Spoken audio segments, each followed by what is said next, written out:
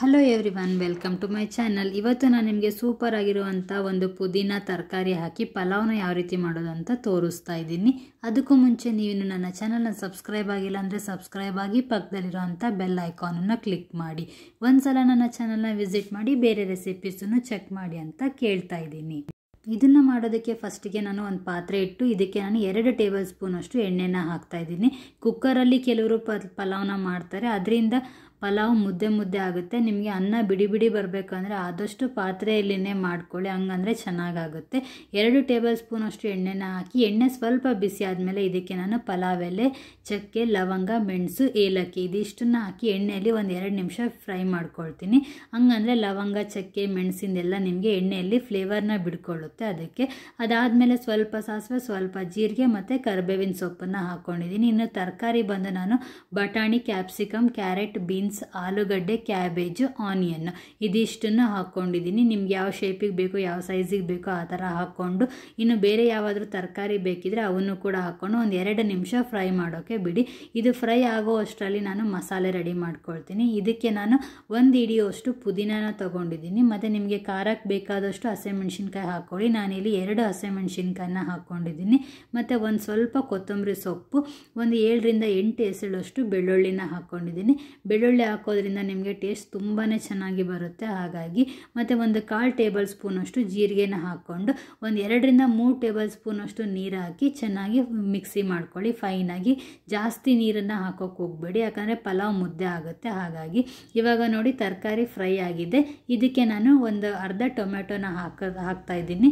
ನಿಂಬೆಹಣ್ಣು ಕೂಡ ಹಿಂಡೋದ್ರಿಂದ ಹುಳಿ ಆಗುತ್ತೆ ಅಂತ ಅರ್ಧ ಟೊಮೆಟೊನ ಹಾಕ್ಕೊಂಡಿದ್ದೀನಿ ನಾನು.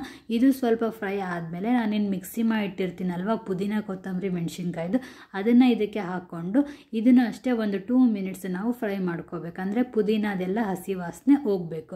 ಅಲ್ಲಿವರೆಗೂ ಇದನ್ನು ನೀವು ಫ್ರೈ ಮಾಡ್ಕೊಳ್ಳಿ. ಅದಾದಮೇಲೆ ಇದಕ್ಕೆ ನಾನು ಒಂದು 1/4 ಟೇಬಲ್ ಸ್ಪೂನ್ ಅಷ್ಟು ಅರಿಶಿನ ಪುಡಿ, ಒಂದು ಅರ್ಧ ಟೇಬಲ್ ಸ್ಪೂನ್ ಅಷ್ಟು ಗರಂ ಮಸಾಲ, ಒಂದು ಅರ್ಧ ಟೇಬಲ್ ಸ್ಪೂನ್ ಅಷ್ಟು ಪಲಾವ್ ಪೌಡರ್ ಮತ್ತು ಒಂದು ಅರ್ಧ ಟೇಬಲ್ ಸ್ಪೂನ್ ಅಷ್ಟು ನಾನು ಧನಿಯಾ ಪುಡಿ ಅಂದರೆ ಕೋರಿಯಾಂಡರ್ ಪೌಡರ್ನ ಹಾಕ್ಕೊಳ್ತಾ ಇದ್ದೀನಿ.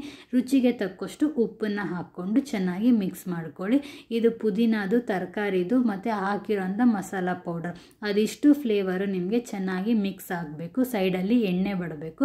ಅಲ್ಲಿವರೆಗೂ ನೀವು ಇದನ್ನು ಚೆನ್ನಾಗಿ ಫ್ರೈ ಮಾಡ್ಕೊಳ್ಳಿ. ಪಲಾವ್ ಅಂತೂ ತುಂಬಾ ಟೇಸ್ಟಿಯಾಗಿರುತ್ತೆ, ಮಕ್ಕಳು ಕೂಡ ಇಷ್ಟಪಟ್ಟು ತಿಂತಾರೆ. ಒಂದ್ಸಲ ಇದನ್ನು ನಿಮ್ಮ ಮನೇಲಿ ಟ್ರೈ ಮಾಡಿ ನೋಡಿ. ಇವಾಗ ನೋಡಿ ಎಣ್ಣೆ ಬಿಡ್ಕೊಂಡಿದೆ. ನಾನು ನೀರನ್ನ ಹಾಕ್ತಾ ಇದ್ದೀನಿ. 1 ಕಪ್ ಅಷ್ಟು ಅಕ್ಕಿ ತೊಗೊಂಡಿದ್ದೀನಿ, ಹಾಗಾಗಿ ನಾನು 2 ಕಪ್ ಅಷ್ಟು ನೀರನ್ನು ಹಾಕ್ತಾ ಇದ್ದೀನಿ. 1 ಕಪ್ ಅಕ್ಕಿಯಲ್ಲಿ ನಾನು ಅರ್ಧ ಕಪ್ ಬಾಸ್ಮತಿ ರೈಸ್ ಮತ್ತು ಅರ್ಧ ಕಪ್ ನಾರ್ಮಲ್ ಸಣ್ಣ ಅಕ್ಕಿ ಬರುತ್ತಲ್ಲ ಅದನ್ನು ಹಾಕ್ಕೊಂಡು ಜಾಸ್ತಿ ಹೊತ್ತು ನೆನೆ ಹಾಕಬೇಡಿ ಪಲಾವ್ ಮಾಡ್ತೀವಿ ಅಂದರೆ, ಯಾಕಂದರೆ ಅನ್ನ ಮುದ್ದೆ ಬರುತ್ತೆ. ಹಾಗಾಗಿ ಅಕ್ಕಿ ನೆನೆ ಹಾಕಿ ಎಲ್ಲ ತರಕಾರಿ ಕಟ್ ಮಾಡಿ ಪಲಾವ್ ಮಾಡೋಕ್ಕೆ ಸ್ಟಾರ್ಟ್ ಮಾಡಿ, ಅಷ್ಟೇ ಸಾಕು ನಿಮಗೆ. ಇವಾಗ ನೋಡಿ ನೀರು ಕುದಿ ಬಂದಿದೆ. ಚೆನ್ನಾಗಿ ನೀರು ಕುದಿಯೋಕ್ಕೆ ಸ್ಟಾರ್ಟ್ ಆದಮೇಲೆ ನೆನೆಸಿಟ್ಟಿರೋಂಥ ಅಕ್ಕಿನ ನಾನು ಹಾಕ್ತಾ ಇದ್ದೀನಿ. ನೀರು ಚೆನ್ನಾಗಿ ಕುದಿಯೋಕ್ಕೆ ಸ್ಟಾರ್ಟ್ ಆದಮೇಲೆ ಹಾಕ್ಕೊಳ್ಳಿ. ಕೆಲವರು ಅರ್ಜೆಂಟಿಗೆ ಏನು ಮಾಡಿಬಿಡ್ತಾರೆ, ನೀರು ಹಾಕಿ ಹಿಂದಲ್ಲೇ ಅನ್ನ ಅಕ್ಕಿ ಹಾಕಿಬಿಡ್ತಾರೆ. ಅದರಿಂದ ಅನ್ನ ಚೆನ್ನಾಗಿ ಆಗೋದಿಲ್ಲ. ಅದಕ್ಕೆ ಚೆನ್ನಾಗಿ ನೀರು ಕುದಿ ಬಂದಮೇಲೆ ಅಕ್ಕಿ ಹಾಕ್ಕೊಳ್ಳಿ. ಇದನ್ನು ಅಕ್ಕಿ ಹಾಕಿದ ಮೇಲೆ 1 ನಿಮಿಷ ಚೆನ್ನಾಗಿ ಮಿಕ್ಸ್ ಮಾಡಿ ಬಿಟ್ಬಿಡಿ. ಮತ್ತು ಪದೇ ಪದೇ ಸ್ಪೂನ್ ಹಾಕಿ ಕೈ ಆಡೋಕ್ಕೆ ಹೋಗಬೇಡಿ. ಅರ್ಧ ಅನ್ನ ಆಗಲಿ. ನೋಡಿ ಇವಾಗ ಅರ್ಧ ಅನ್ನ ಆಗಿದೆ.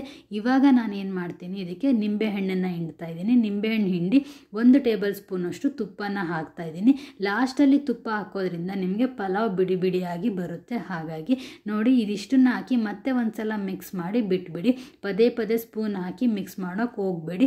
ಇದನ್ನು ಫುಲ್ ಲೋ ಫ್ಲೇಮಲ್ಲಿ ಇಟ್ಟು ಪ್ಲೇಟ್ನ ಮುಚ್ಚಿಟ್ಬಿಡಿ. ಹಂಗಂದರೆ ಪಲಾವ್ ನಿಮಗೆ ಸೂಪರಾಗಿ ರೆಡಿ ಆಗುತ್ತೆ. ನೋಡ್ತಾ ಇರ್ಬೋದು ಎಷ್ಟು ಸೂಪರ್ ಆಗಿರುವಂಥ ಪಲಾವ್ ರೆಡಿಯಾಗಿದೆ. ನಿಮ್ಮ ಮನೆಯಲ್ಲೂ ಕೂಡ ಒಂದ್ಸಲ ಇದನ್ನು ಟ್ರೈ ಮಾಡಿ. ಟೇಸ್ಟ್ ಯಾವ ಥರ ಬಂತು ಅಂತ ನನಗೆ ಮಿಸ್ ಮಾಡಿದ್ರೆ ಕಮೆಂಟ್ ಮಾಡಿ. ನೀವಿನ್ನೂ ನನ್ನ ಚಾನಲ್ನ ಸಬ್ಸ್ಕ್ರೈಬ್ ಆಗಿಲ್ಲ ಅಂದರೆ ಸಬ್ಸ್ಕ್ರೈಬ್ ಮಾಡ್ಕೊಳ್ಳಿ. ಲೈಕ್ ಮಾಡಿ, ಶೇರ್ ಮಾಡಿ, ಕಮೆಂಟ್ ಮಾಡಿ. ಪ್ಲೀಸ್ ನನ್ನ ಚಾನಲ್ನ ಸಪೋರ್ಟ್ ಮಾಡಿ. ಈ ದಿನ ನಿಮಗೆ ಶುಭವಾಗಿರಲಿ. Thanks for watching.